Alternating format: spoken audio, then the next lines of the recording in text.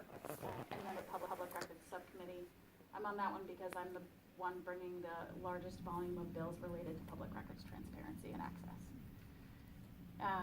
So any questions around what committees are going to be hearing within those? Okay, great.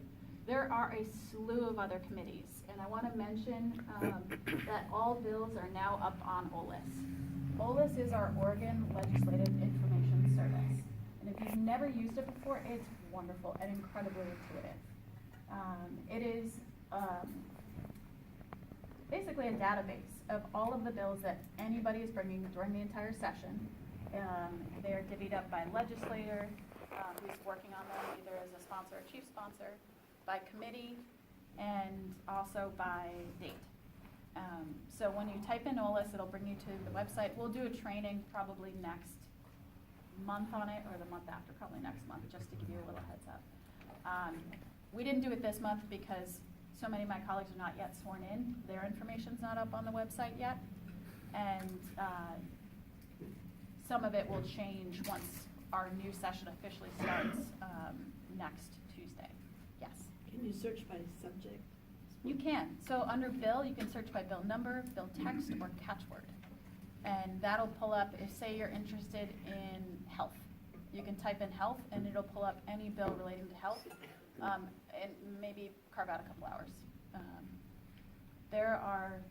Most of us are not attorneys, nor should we be drafting state statutory law on our own. So we have a team of in-house attorneys, our legislative counsel. There are, I think, a couple dozen of them. And how it works is we send them an idea or a question, and they'll help us to flesh out that area of the law.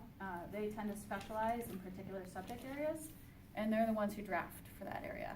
And obviously internally there's a collaborative process between them and supervising attorneys to make sure it's all clear and approved internally before we get it back.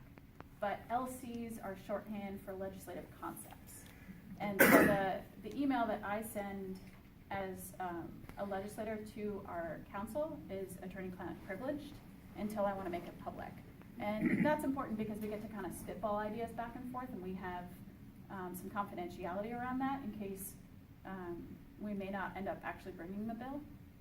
It may be something that's pretty sensitive information back and forth, particular to a constituent or another issue, and that keeps it from being disclosed. I know our reporters don't always love that because it means that they can't get early access to some of these concepts. Mm-hmm. Is this done through DOJ or? No, because DOJ is not our attorneys. It's our actual legislative counsel. Okay. Their offices, I think, are on the first floor in the building. They're kind of tucked away in the back wing. Your own, okay. Yeah. They're terrific. Many of them have dozens of years in drafting experience and some experience outside the building before they came in to work on this stuff. But they're pretty specialized attorneys. They're nonpartisan, so they help us regardless of party, and they take no position on the piece of the bill. Once that bill is filed, so we actually go hand it in either electronically or in person to our legislative administrative staff. Once that bill is actually filed by us as individuals, then it becomes a bill number. So you may have seen LC numbers attached to them. That's for the purpose of tracking the different concepts. We each get a number assigned to them.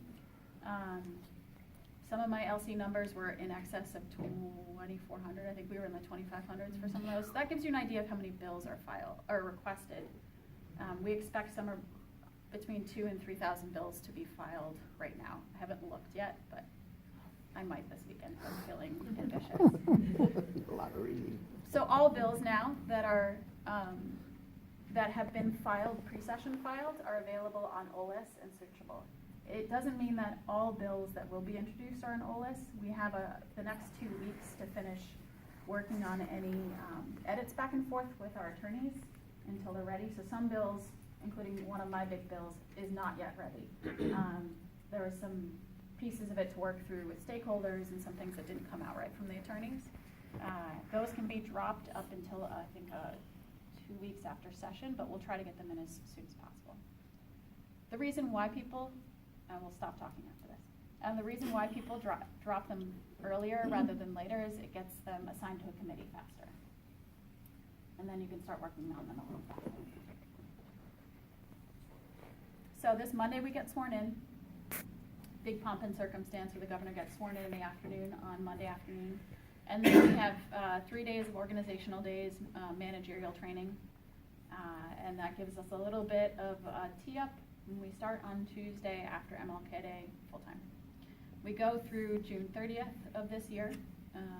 And if you're interested, there's a legislative calendar up on OLIS and on the legislative websites. Great. So with that sort of background and just landscape of where we are, I wanted to dive into Q&A. I've listed some of the big picture items that you may have read about in the newspaper or heard about, that some of our top leaders in both chambers have been talking about, and certainly ones that came up in campaigns. And then here are the sort of personal bills that I have covered previously, but I thought for the purposes of people who are new here, that you just get a sense of some of the top ones that we're spending a bunch of time on. Doesn't mean that that's inclusive of all of them. Those are just the ones that I get the most questions about. So I really wanted to hear from you. I did note that I have a 10:15 toddler arrival. My wife has to go, she's a lacrosse coach. She has practice, so she is going to drop him off at 10:15. He tends to subsume all my time. He's pretty good about meetings if you've been here before. But I have a 10:30 stop because I'm helping a high school student with some high school college or some college admission questions around a legislative topic. So she'll be dropping by. And if you have a question, please introduce yourself by name if you feel comfortable doing so. Happy to answer any questions. I mostly want to hear from you on what kind of things you're feeling are most urgent for you or your questions